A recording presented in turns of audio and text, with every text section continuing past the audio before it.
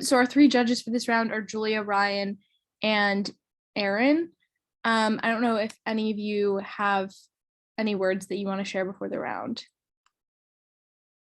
No, okay. Then without further ado, let's start finals. I'm really excited for this round. Can I ask before we begin how you guys feel about off-time break maps? Does anyone feel strongly against them? Okay, sounds good. I have two on-case positions. I want to congratulate everyone for making it this far. I hit you guys in prelims. You guys were so good. Yeah, thank you to everyone who's put this tournament together. Thank you to the people who've been judging. Thank you to the Californians who woke up at the crack of dawn for this. And yeah, without further ado, I'll get into it. If you guys could raise your hands for POIs rather than verbally, just so I can finish my argument. I'll make sure I'll try to get to you within my time, but it'd be better if you do it non-verbally. Anyone with questions, comments, concerns before I start? Okay. My time starts now. I'm not going to read the entire resolution because that would take all of my speech time, but my side is the government, and the way we can most quickly summarize this is either you have to choose to kill someone to save 8 people for an organ transplant, or you don't kill someone, you let those 8 people die. That's what it comes down to. It's like a variation of the trolley problem, kill 1 to save 8.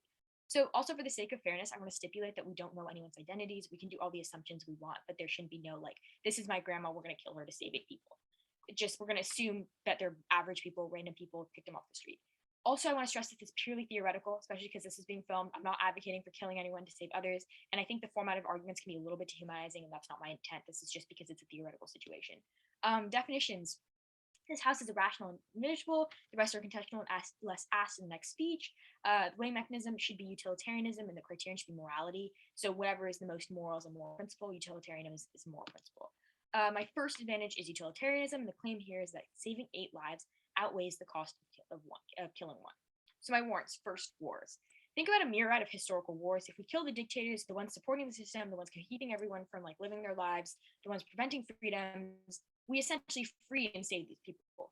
And throughout history and throughout time, and our American government's done this and taken out one person to save many. So we should see that there's a past precedent for doing so. And throughout history, we've been in favor of this, and this applies because number one, I'm going to agree with this. This is in the resolution. It's an involuntary killing of the person with the organs, and that's happened. Like the dictators don't walk around wanting to be killed, so it's an applicable example. And also, the people are otherwise healthy. But another thing to stress is like, in the war, the dictators think they're right, which is just like the exact same scenario. So it's because both parties think they're in the right, as we see with this medical example, it applies with the war example. In war, the thing we view as the total cost of life, this is completely applicable because it's like a war on disease, and killing innocents can be reasonable in scenarios where it saves larger other amounts of innocence. So we see that applies. So in the case of war, we've seen that this is proven to be effective, to be morally correct and be used. So war is a good comparison when we're talking about utilitarianism. My second warrant is the economy. So basically, from an economic perspective, the greatest amount of lives leads to the greatest amount of economic input. It's completely theoretical. I don't want to be dehumanizing. But the point here is, if we have 8 people and they're working, that's more output than 1 person. And I understand that we could have some anomaly where that person's a CEO of like some major tech company. But if we're weighing this all, and they're probably the similar amount, like types of people, random people, we can't be for sure, and 8 outweighs 1, so there's a higher chance. My third warrant is basically passing it forward. So let's go down a little logic thread.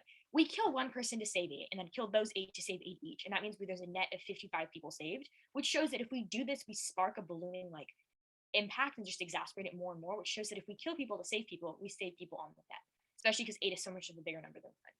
And then my fourth and final warrant on this is probability. The chance of those 8 people contributing to society is higher than 1 person. Well, we don't know the specifics. Probability alone is 1 point. So there's 2 reasons under this. Versus probability, as I said, we just know 8 compared to 1. There's a higher chance of those people like having a family that they need to rely on, having a job that's like specific to the economy, being an essential worker, caring for the elderly, like their elderly parents, or feeding their kids. Like there's an equal chance of each of those like 9 people we're talking about having to do that. But since there's 8 of them, probability-wise, that outweighs. And then the second reason, which judges you should focus on, is near-death experiences push people to become better people. So those people have a higher chance of being like better people because they realize the value of life. Like after a near-death experience, you go, oh my gosh, got to live for more, got to be a better person, and then pass that forward and spread it. So there's a net better impact for communities as it's spread. So we see that we have this like, I don't want want to call them selfish for not wanting to die, but like not as selfless person comparatively to 6 people who are just so grateful because they got saved. So we see that they'd have a net better impact on communities in general, of just like being really like they're appreciative of their life, appreciative of the resources they've been given. So what are the impacts? First of all, it's net beneficial to society. We have more people, we can do better things. And then second, the outlook they spread upon the society. These like 8 people after near-death experiences go, oh my gosh, I'm so grateful that someone out there was my organ donor. They don't know if they died or they don't know that we killed them. But we see that they understand like they got super lucky and they have this positive output to society and they're uplifting in general. Like we can look at all the people who came from nothing and like are so grateful for the experience they got and how much they worked to improve society and how much like they've been uplifting to others, like motivational speakers or politicians, et cetera, that make like the rags to riches stories usually think of like improving other people. Well, we don't see as many like riches to riches stories that are as uplifting. Okay. My second advantage is no guilt. This is being analyzed through a normative stance in which we cannot be legally prosecuted for our decisions. So it all comes down to like one of the biggest like things about the trolley problem is you feel weird killing someone. But I'm going to explain why in this scenario that doesn't apply. So the first warrant, we're going to go through like 3 perspectives. The first one is through our perspective, like the person doing the button pressing. So nobody else will know your decision and you won't have to live in fear of someone finding out because it's stipulating that no one's ever going to know. One of the largest reasons people like fear doing something like this is to be based off public perception. Like everyone's going to walk around and point at you and go, you're a murderer. But instead, because they don't know who did it, you're not going to be held liable. The public isn't going to hate you. No one will know. And beyond that, you are so detached from the action. You are not holding the knife. You are not holding the scalpel. You never look this person in the eye. You press a button. So through that lens, we can see that the guilt, which is like one of the bigger arguments that you see on the trolley problem in general, does not apply here because no one will know, so no one can emphasize your guilt. And you barely had any connection to this because you're pressing like a giant red button.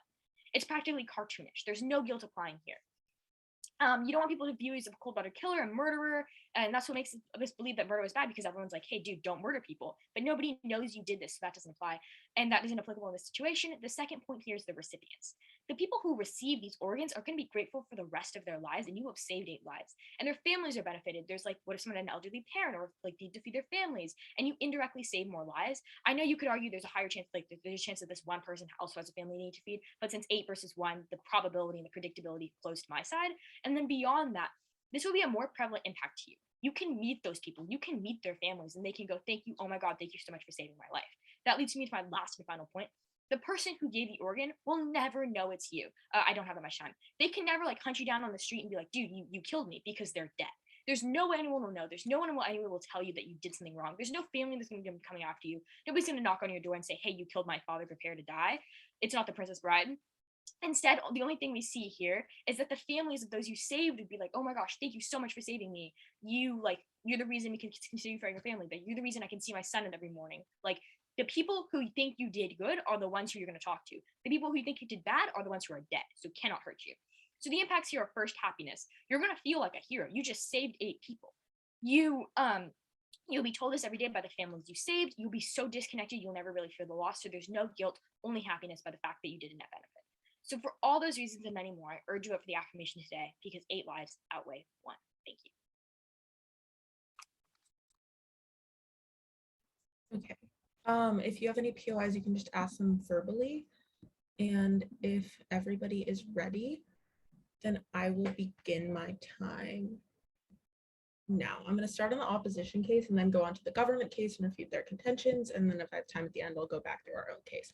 First observation, which I think my opponent would agree with, is that we are trying to make the most moral observation. We think our decision in this specific scenario, we think that the most moral decision / framework should remain the most moral inside or outside of the vacuum, i.e. if this person is making an action inside of the vacuum, we should be measuring it by the morality of this action inside or outside of the vacuum. It doesn't actually quite matter that it's inside of the vacuum if we're debating the morality of this action. Essentially, we're going to prove to you that we are following the best moral framework.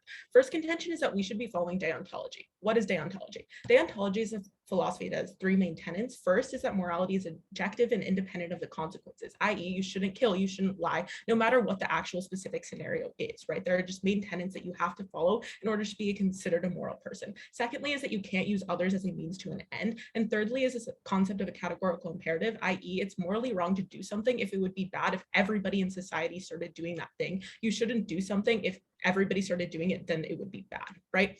We tell you that we value deont over utilitarianism for 2 reasons. First is that deont is applicable, right? Tell you that Dayon is not situationally dependent, and it is tenets that one must follow no matter what the situation is, while util is dependent on the situation and just thus can't be trusted for an individual to make the most moral decision every single time they're taking an action, because each individual will make a different decision based on their own like risk benefit analysis, right? We tell you that Dayon means that people are making moral actions every single time they act, whereas util requires like a bunch of people to make different decisions and there's no universality.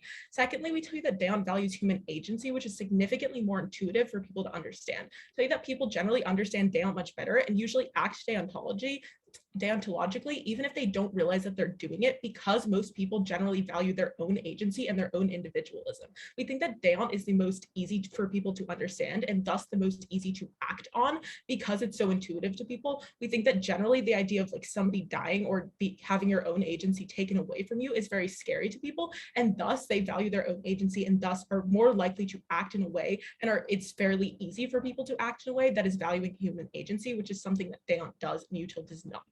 Second contention is that we win under Dayon, right? We're going to tell you why this action, pressing the button, is going to be deontologically wrong, right? First of all, you're taking a direct action to kill another person. Because of your direct action, you slamming on the button, another person is dying and you are well aware that you are making the decision to do so. You are actively taking away another life in order to give it to someone else. Essentially, you're killing them, right? This goes against like just the objectiveness of deontology that you shouldn't kill anybody ever. Killing is generally bad under deontology, but also you're using this other person as a means to an end. You are taking away the agency of the perfectly healthy person by making this decision to take their organs and thus them dying in order to use them for the end of saving another person. This directly clashes against the tenet that says you shouldn't use people as a means to an end. Also, we went under like this idea of a categorical imperative. If everybody on earth was put in a vacuum and like had the decision to kill this person and then they did it, a bunch of people would die, which we tell you is probably morally bad, and thus this action is morally wrong. We win under all tenets of deontology. You killing this person and you taking a direct action to kill another person is deontologically wrong. And thus, if you buy my warranting about why we should value deontology and why we should act in a deontologically moral way, we should win this round. Third contention is self-interest, and essentially this idea of guilt, which directly clashes with another one of my opponent's contentions. We tell you that there's going to be a lot of guilt of actually taking an action, and it's more likely that you're going to feel more guilt on our side, or on the government side, than you would on the opposition side. Why is this? You are actively taking an action to do something, right? We think that generally people have a feeling of wanting to do what's right. My opponent gives you this warranting about the reason people don't want to feel guilt is because they'll be seen as a bad person. But we tell you that because society is ingrained in people that you should generally try and be like a good person from a very young age. People have this idea that they want to be a good person so they don't feel guilt about it, not necessarily because other people in society are watching them. We tell you that you have the guilt of A, knowing that you took away another person's life, and B, that you took another person away from their families and their loved ones. We think these are two things that would make you feel guilty.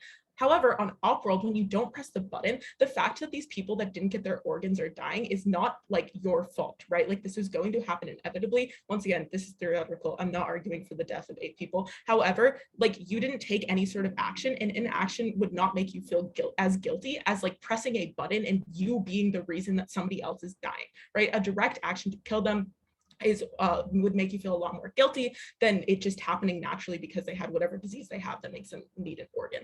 As we also tell you, people intuitively value agency and thus will feel more immoral if they like take agency to take away another person's agency rather than doing nothing whatsoever. Tell you that on our side, for your own self-interest, you are likely to feel more guilt than on Gov. Now moving on to my opponent's contentions. Sorry.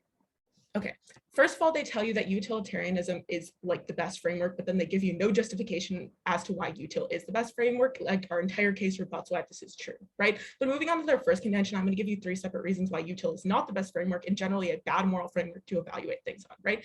First of all, in most cases, you can't predict the future. This means that people might have bad intentions, do an action, and might somehow end in good through no fault of their own, right? Or if you do a good action, it could end up being badly through no fault of your own, through things like chance and things you can't control, right?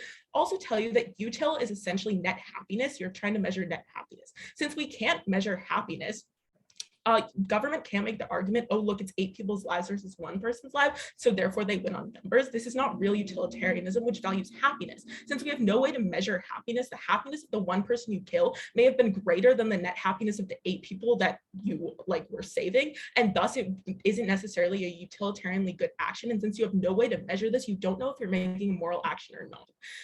Util also doesn't take into account the happiness of individuals, and it doesn't value the life of an individual. There's like this philosophical idea of a metaphorical curtain, right? If everything was stripped away from you and you didn't know like what class or race you were ending up in like a theoretical society, what decisions would you make about what is considered moral and immoral? If you don't know that you are going to be a privileged majority, you would want a morality framework that values the individual so that every person in this society has a good life, and you are most likely to go into this society having a good life because you don't know what place in the society you would end up in, right? Essentially, we should value the happiness of individuals because this is best for the person making the moral decision. Moral frameworks that value the happiness of individuals are best. Third is human rights. Util has no value to individual lives, as I've already referenced, like just that the many is greater than the few. This is easily used to justify things like slavery, the Holocaust, other things that happen like that, where you can justify that like quote unquote the happiness of the majority outweighs the unhappiness of the minority. Things like this mean that you can justify a lot of things, not just on numbers of like who's dying and who's living. We want to live in a world where human life in and of itself is valued. This is why util should not be the most valued framework in this round, and thus my opponent's case generally falls, right? So obviously if you buy Dion, we win, but still let's use all of this justifying consequentialism. We still tell you that killing is bad, right? We think that you should have a single moral judgment of killing. On net, is it better to say, oh, kill anybody you think is bad, when because you're going to be super influenced by someone's personal beliefs, right? If we're extending this to say that you should always kill one to save the many, you don't know what this would lead to, because it can lead to like whatever the killer values in a person. Maybe they're super biased against a certain group and is willing to kill several people for the benefit of the quote unquote many, right? This is also not true in this scenario. You know absolutely nothing. They tell you that the probability is higher that they'll contribute to society, but a slightly higher probability is not enough to outweigh all the deontological impacts we give you. Essentially what we tell you is the probability is only slightly higher that one of those 8 people will contribute to society, and the probability is close enough on our side that this one person is like really, really great for society, that we think it's generally like this doesn't outweigh a lot of our points. Second contention, no guilt. I think my case rebuts a lot of this in our contention about guilt, but it's essentially this idea of action versus inaction, and for all these reasons, I strongly urge an opposition ballot. Thank you.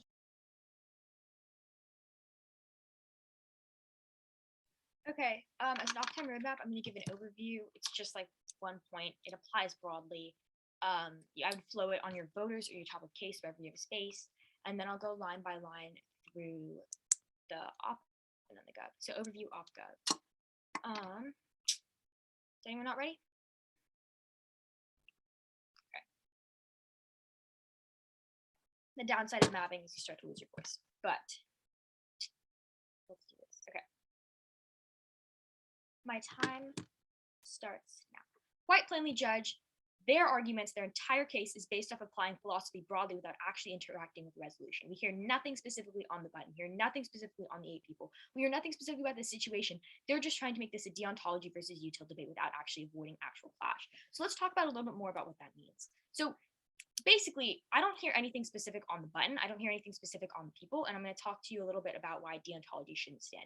And before I even do that, let's talk about one of the basic rules of parley. The government sets the weighting mechanism. The government sets the criterion. Unless it's proved abusive by one of like the 40 rules that are in the NYPDL sheet, it stands. I heard none of those like 7 options that they could have used, which means that they haven't proved it abuse. And if they do during the block, that gives me 5 minutes to refute it. And like, I'm mapping, guys. I can't do that all in 5 minutes and 30 seconds, which shows that it's abusive and this should stand. So what does that mean, Judge? You should weigh this through the weighing mechanism. Sorry, point of clarification. Sure. Did you just say like we have to call your framework abusive in order Yes. to propose an alternate framework? That's what's in the NYPDL rulebook from what I last read. Okay, can I resume? My time resumes now. They gave no specific reason besides weighing the 2 against each other, but gave no specific reason why they couldn't win under the util. So through that, weigh it under ours, we win because ours flowed through. Okay. So now, to interact with their arguments, deontology. So they talk about how morality is objective because we should never kill, never lie, and always be moral. However, Judge, This is not a like blanket scenario. It's highly specified. We have all these caveats. We have all these stipulations, but that both sides have agreed on. So this isn't like a situation you could just apply the objective never kill stance. Beyond that, they talk about don't using others as a means to an end. But one other thing to weigh, Judge, is you are very, very detached from the situation. I brought that up with the button. So pressing a button is just such a detached action that you barely feel like you're killing someone. You're not holding the knife in your hand. You're not holding the scalpel. You don't have to ever look that person in the eye. So you're having as much relationship with the people you're killing as the people you're saving, which shows that the inaction part of like not using others to a mean to an end as a moral principle, sure, but like actual emotion, which is your entire second disadvantage, shouldn't flow through. So okay, so the three pillars, like objectively, never lying, never killing, always being moral. However, this is a specific scenario where we're saying like if we're weighing inaction and they gave no specific reason why like inaction with the button is so much worse than like never killing, never lying, always being moral. So we can see that like in this sense, you're kind of killing those 8 people. You are literally taking those people away from their families. You're taking them away from their lives. You're taking them away from like whatever economic benefit. They could be saving more people. So in that sense, you are killing those 8 people. So under never kill, never lie, always be moral. That's not moral. That's not killing. Or sorry, that's killing. And the second point was like never use others as a means to an end. We see that you're like that may be true that you are kind of using that one person as a means to an end, but all 3 pillars have to stand, number one. And if you don't buy that, you're so detached from the situation that it feels like you're still killing those 8 people. And then the last point, which is the most important point, they basically say, would it be bad if everyone was doing this? I preempted this when I said if we kill those 8 people, or sorry, if we kill this one person and then we kill those 8 people to save 8 people each, that's a 55 people like survive, right? Because it's 64 minus 8 or minus 9. So if everyone does this, isn't this also positive under the analysis I gave? If everyone starts saying, hey, if we can kill one person to save 8, if it's magnifying out, that is net positive. So that fulfills deontology and it's like doesn't apply here. Okay. And then they give you some reasons to prefer deontology. They said don't trust individuals, it's subjective. The whole point of the resolution is we're looking under a morally like good actor, and we're talking about this. This is a subjective situation. This isn't a on paper, on numbers, on a calculator. We're pressing this like giant red button to save people in a hospital. It's a subjective situation. Then they talked about how there's no universality in the situation. This is a broad argument about the philosophical principle that's not tailored to the debate round. It is a universal concept of like the trolley problem in general, yes, but it's a specific situation where we don't have to care about the universality. Then they talked about how we have to like value human agency and more people act through deontology. That's inherently false. I think judges, if you actually look at your life, you cannot tell me that you have never lied in the history of your entire being. So when they tell you that everyone acts deontologically, that's not actually true because we do lie, we do cheat, we do play board games, we're not great family members, we did eat the last cookie. We see that that doesn't actually stand. And when they're talking about human agency, wouldn't the agency of those 8 people be valued over the agency of 1? Because once again, you're not holding the scalpel, you're not feeling like you're taking away the human agency. Disadvantage 2. Basically said we went under deontology, which is like our framework, so we win. I mean, I get that, but it's just once again distracting from the fact that we should actually be interacting with the resolution. They said like killing is bad, you're choosing to kill them, you're doing a bad thing, but you in the essence are still choosing to kill those 8 people, and I'll talk about when inaction versus action matters a little bit later. And then they said you're using the person as a means to an end, and it clashes under tenets because everyone killing everyone is bad. I covered that in my last argument. Okay. Then we talk about guilt and inaction versus action. I want to bring up one point they seem to forget is the but. You are pressing a but. You are not holding a knife. You're not holding a scalpel. I've said this over and over. You feel no guilt. You feel no relationship. You don't know this person. None of us know their name. None of us have seen them. None of us know their situation. You are just detached from the person you're killing as the people you're saving. Meaning that you can view them as nothing more than like a number or like a shape on paper because we don't know them as people. So meaning based off that, 8 people outweighs 1. So they talk about how people want to be good. I don't think that's necessarily true. Because we see that, okay, number 1, crime exists. Number 2, we see that this is us being good. We're saving 8 people. So no matter if you buy either frame of argumentation, there's an even if here that protects me. Because if you buy that they want to be good, wouldn't they want to save those 8 people? And then they talk about taking people away from their families and loved ones is bad. And I completely agree. That's why we don't want to take 8 people away. And then they talk about how inaction doesn't make you feel as guilty as action. You're so detached from both that this doesn't apply. You don't feel bad for taking away one's agency because you pressed a button. I'm sure we've all pressed buttons. I'm sure we've typed onto our keyboard and not really realized the impact of us pressing space. It's exactly the same thing. You're not going to realize, hey, I just killed 40 people. And beyond that, let's talk about my case. So advantage 1, we basically, okay, all they did on my case was just like given a bunch of more reasons why utilitarianism is bad. So they said you can't predict the future. They can't predict if your action is going to be good or bad. We predict that 1 person dies to save 8. We can say pretty consistently that the 8 people are going to survive and the 1 person dies because that's written in the resolution. That's the future's predicted. We can find that out. That's in the stand. Then they give you this thing about net happiness and how we can't measure happiness. Judge, just from numbers, 8 outweighs 1. 8 is greater than 1. And we can't like weigh it on happiness on your side either. And utilitarianism, like when we're looking at it just from straight up, like 8 outweighs 1. That's what this debate round comes down to. Then they give you this curtain argument that doesn't really apply about how we're like outsiders from society, like we care about what's morally like important. Judge, it doesn't really apply here. We should be weighing what's actually related to the resolution. Then they give you this like no value to human rights, but that's on utilitarianism broadly, not actually connected to the debate round itself. And then they talk about like killing is bad. This person's going to go off to be a killer that's going to kill a bunch of people. No, we're pressing a button. We're not going on a murdering spree. And then they said, don't buy the probability of the 8 people being better than the 1. I give you a specific reason on why they will be. If you don't buy probability, if you don't buy 8 outweighs 1, I give you one specific reason. That person, I'm not going to call them selfish because not wanting to die is not selfish, but comparatively to 8 people who just survived a near-death experience, the percent chance of them being better people coming out of the near-death experience, because we have backing, we have orientation on why like people come out of near-death experiences, they feel better, they want to like do something to inspire others because they realize the value of life. We know those 8 people are on net going to be better people. So that's why it outweighs, that's why it stands. They drop wars, they drop econ, they drop the pass it forward thing, they drop probability. Giving me 5 minutes and 30 seconds to address this on my own. But beyond that, we see that those examples should then, in past life, we have been able to say this is okay. The passive forward impact is really important as well because it shows that there's going to be a bullying effect. The probability, they don't really interact with that beyond saying just don't buy it. Advantage 2, no guilt. They just say weigh this on action versus inaction. But once again, the button, Judge. The fact that you never have to look any of these people in the eye. The fact that the only people you're going to meet are the kids of the families of people that you saved, not the kids of the family of the people you killed if they have a family, which is a lower percent chance because it's 1 versus 8. So once again, to go through this, you're the only one who ever know. All you know is you pressed a button and you killed someone. Do you really link that as hard to seeing like you looked in the eyes of those 8 people and they said, thank you for saving me? That's bigger on guilt.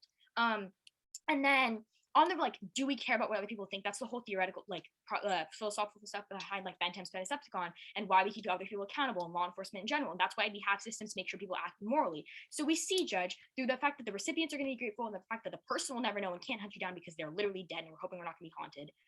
That, in essence, inaction versus action doesn't apply here because it's a button and there's specific scenarios. Second of all, the fact that they're just trying to apply broad philosophical warrants without actually interacting with resolution means that we should be voting util because under topicality and under like the rules of debate, this is a win for me. So for all these reasons and many more, I urge you to vote for the government today. Thank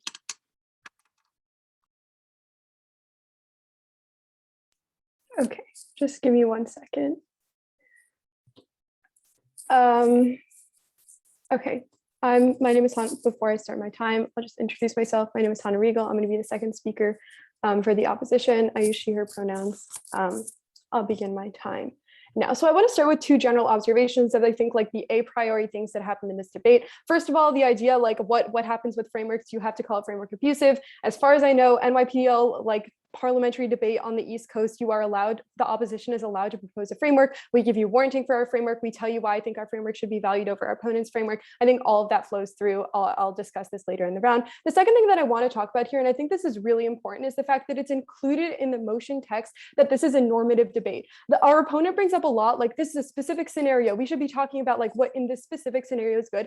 But this doesn't respond to the warranting my partner gives you at the very top of her speech, in which she says, this is a normative debate. We're deciding like what should be done. If one like philosophical course of action is being weighed over another, if we're saying one thing is better than another, then that thing like universally applied, that moral framework should always lead to the better course of moral action, or should like on net lead to better action if this were always happening than the other thing. So this idea that we should like just consider this one like case scenario is just not true. Like just in terms of what we talk about, like what does it mean to be a moral action? How can we evaluate that if we're not evaluating that in multiple scenarios? I'm going to go into this more, although I do think we win like in terms of deontology on this specific scenario as well. So let's talk first about the government case. Again, if you buy deontology, this is pretty clearly an opposition ballot. Our opponent makes no attempt to win under deontology. So like if you buy deontology, clean off ballot. But moving on, I'm going to try to rebut this in terms of utilitarianism. The first thing that's said under utilitarianism is that like this idea of saving 8 lives outweighs saving 1. And this idea comes up a lot. The first like problem I have with this is that this is not utilitarianism. Utilitarianism has to do with like maximizing the amount of happiness that is achieved. I'm going to go into like the problems with this in general. We think that first of all, killing is bad. Like we think that you should, if we should have a single moral judgment of like whether you should kill people, like one person for the good of the many, we're saying like on net, if you're going to do this every single time, like killing one person to save 8 people, especially considering in this scenario, you know nothing about them. Like we're brought up this edge case scenario of like, we should kill dictators to save like innocent populations. We don't know what the makeup of our population of like the 1 person versus 8% like is. And herein lies like one of the biggest flaws of utilitarianism. By this logic, sometimes we would kill the 8 people. Like if 2 of the 8 people were dictators and the one person was like a super moral, like does a ton of philanthropy, then a utilitarianist might look at them and say, maybe we should save the 8 people. So like there is a path to victory for us under utilitarianism, and therein lies the problem of utilitarianism, which is that you have no idea like of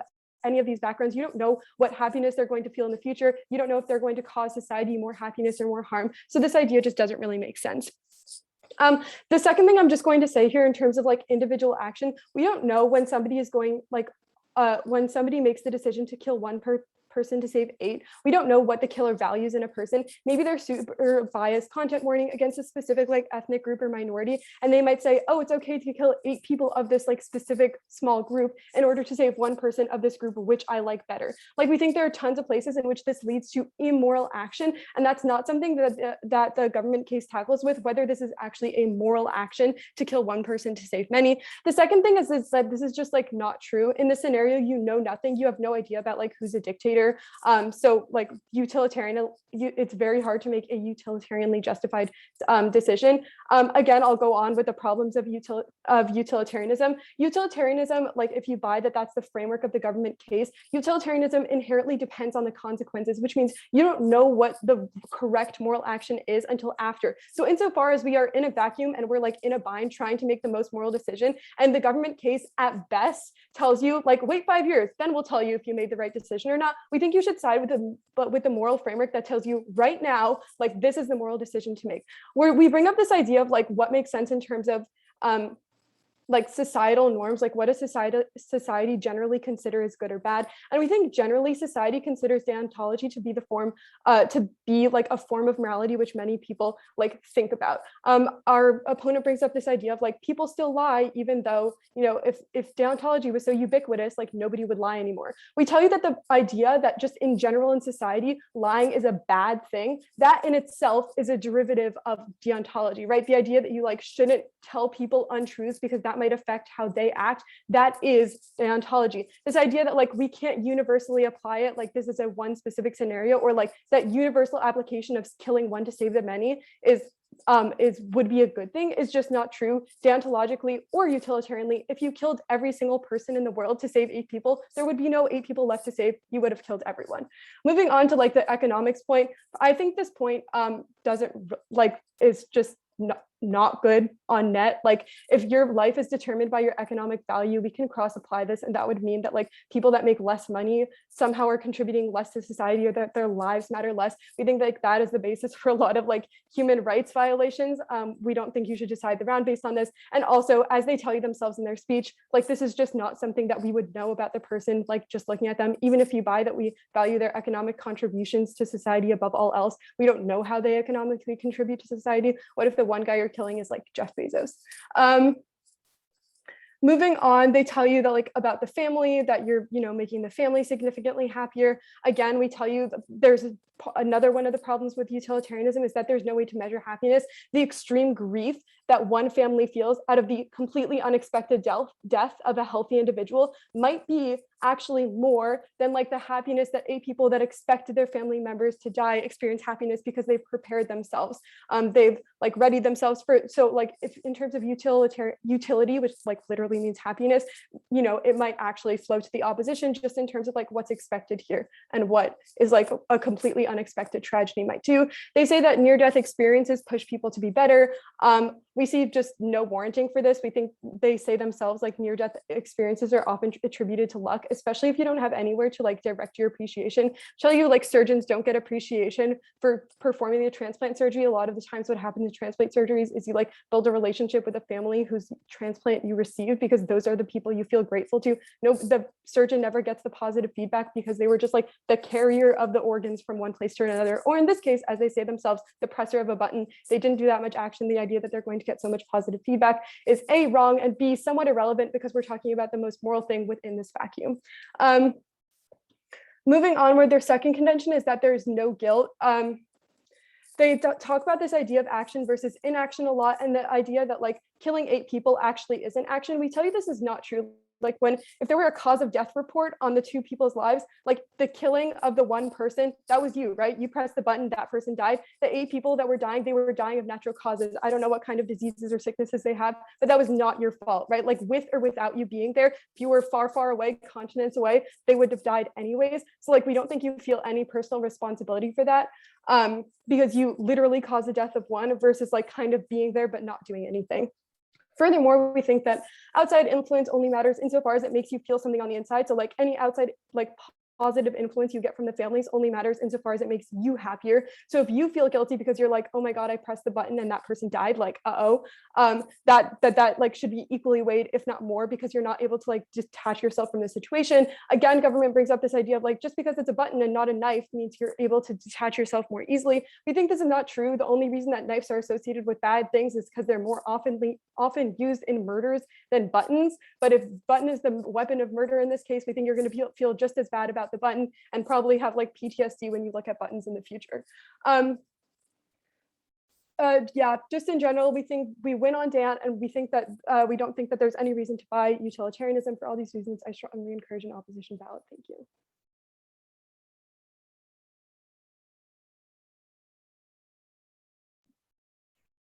Okay, everybody ready? If so, I will begin my time now. I'm first going to start off by saying that if you buy deontology, we win, right? See all of the warrants that we give you that my opponent does not respond to whatsoever about why this action is deontologically immoral, right? We tell you that if you don't take action to kill the 8 people, then you aren't doing anything. You're just standing in a void and they're dying of natural causes. You didn't do anything that wasn't your fault, not on you, right? You are actively taking the action to press this button and kill somebody who would not have like otherwise died. This is an action. You are killing somebody. This is deontologically immoral. Even if you somehow believe that you are like quote unquote killing those 8 people, we tell you we still win under this idea of a means to an end, right? You are still using this 1 person as a means by pressing this button to give these other 8 people organs. Thus, this is deontologically immoral and categorical comparative. If everybody did this and everyone would be dead, that's probably not good, right? We tell you we win under Dan. Why should you buy that we should act on Dan? We give you warranting for a couple things. First of all, this is a normative debate as defined in the motion. That means we're talking about what we ought to do, what we should do, not like the specific scenario. Like, well, that's why we give you warranting about like general philosophy, right? My opponents give you no reasoning as to why it's more morally correct to act utilitarianly, except that it's more people, but then they don't warrant why we care that it's more people or why that is any more morally correct than using a deontological framework, right? They give you zero warranting about why util is greater than, except using the fact that it is utilitarianly good, right? We also tell you why people value morality, right? We give you the self-interest warranting about wanting to feel like a moral person and the fact that this isn't happening on the government world, right? We tell you that people value morality, and we tell you why deontology is a better moral framework in general, and thus the moral framework you ought to act on any decision in your life, including the one when you're pressing a button, right? Why is Dan a better moral framework than util? I.e., why should the person pressing this button act on deontology if we're talking about what they ought to do, right? Deont is universally applicable. It's not situationally dependent. They have tenets that you must follow. You are always going to make a morally correct decision if you are following the tenets of Deont, whereas in util, we have no way of promising that. You could make a decision and that then like snowballs and leads to a net bad for people, even if you thought you were doing good and then it's an immoral action, right? Util is completely dependent on the situation. It values human agency, which is significantly more intuitive. We tell you that people generally value their own agency and thus it's more intuitive for them to do it. And thus they are more likely to make a moral decision following Deont because it's more intuitive for them to do so. Why is util not good, right? We tell you that you can't measure happiness. Like the government tries to tell you, oh, look, it's 8 people versus 1 person, and like the probability is somewhat higher. But we tell you that this probability is simply a hypothetical and you have no actual clue if you're making a moral decision or not, especially if we're basing it on the fact of like society being better. As my partner tells you, what if we're killing Jeff Bezos and like you needed his money to do something, right? They tell you it's going to be like economically better, but we have no way of knowing that. Util also doesn't take into account the happiness of individuals and doesn't value the life of an individual, and you should act in a way that values individuals. And I give you like this sort of philosophical scenario in my first speech. We think this still holds. My opponents never refuted to any of the reasons why util doesn't actually work. We also talk about like these ideas of human rights where util has no value to individual lives, just the many being greater than the few, which is used to justify like horrible things. My opponent never responds to these edge cases either.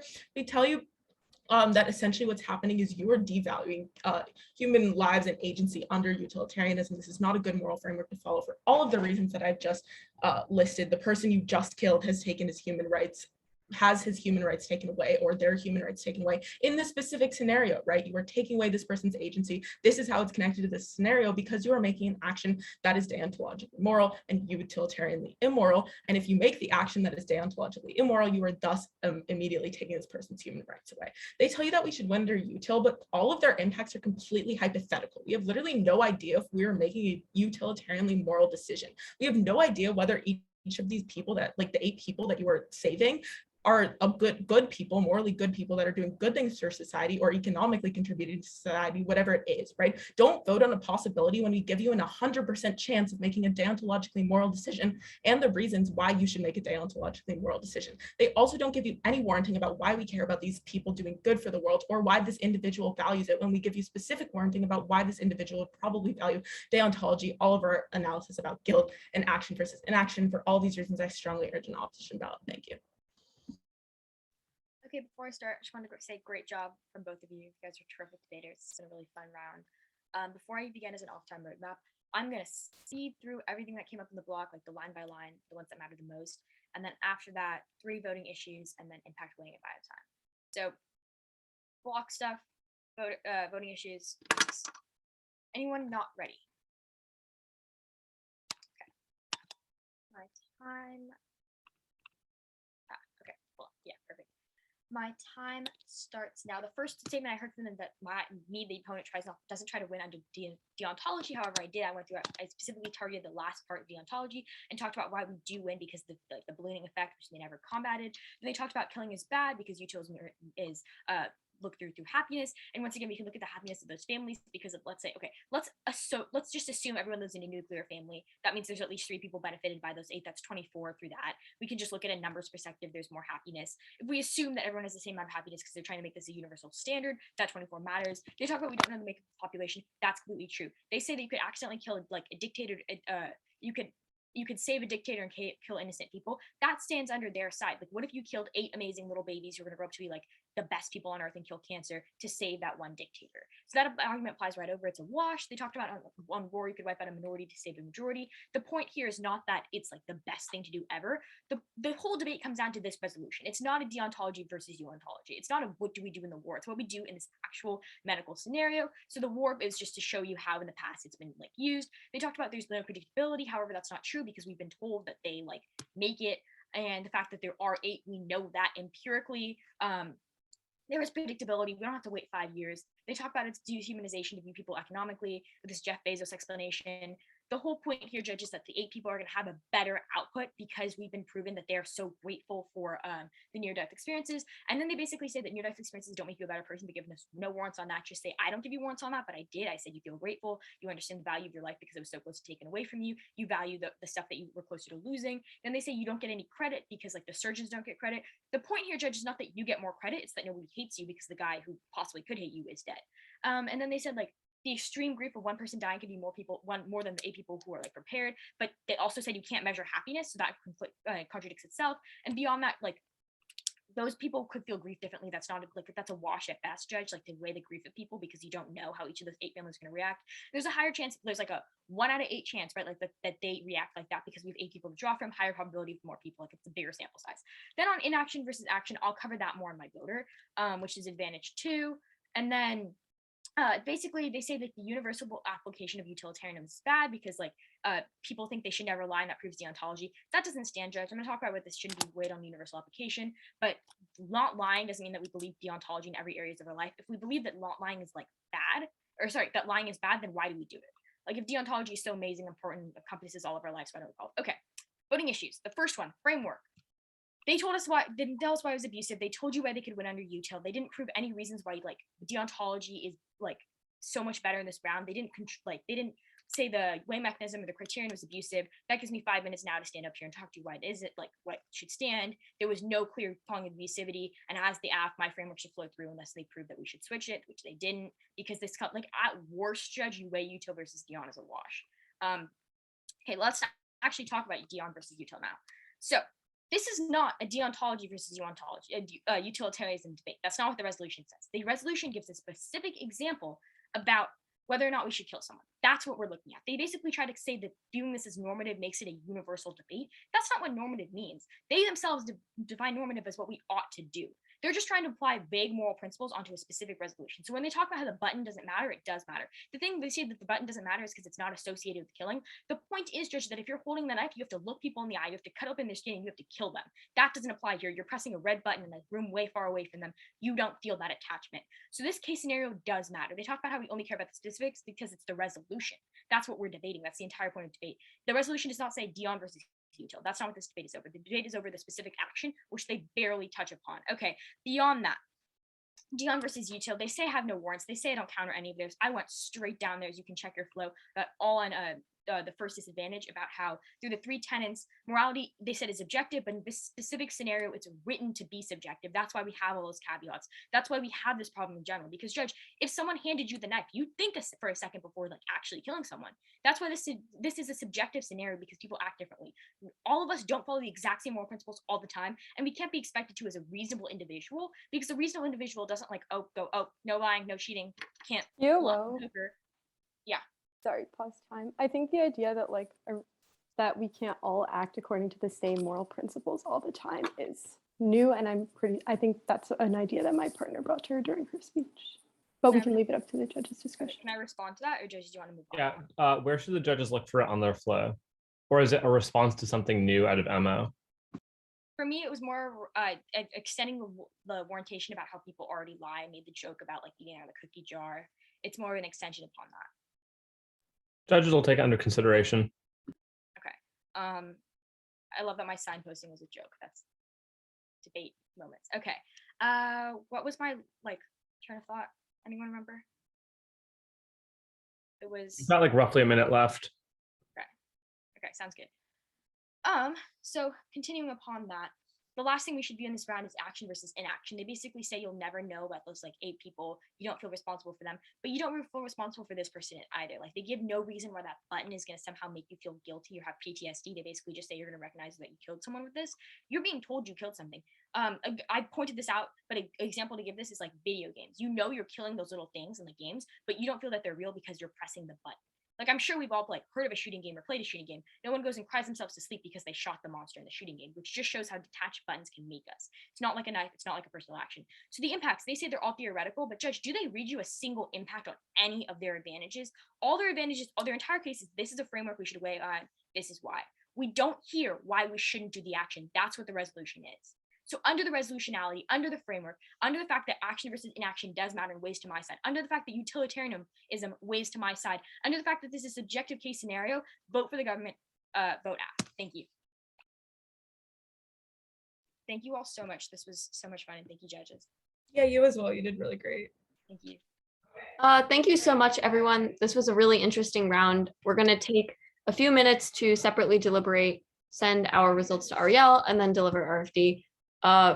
Get a drink of water if you've been maving, please. Great job, everyone. Thank you. Yeah, and congrats. And congrats for the mapping the whole tournament. Yeah. Thank you.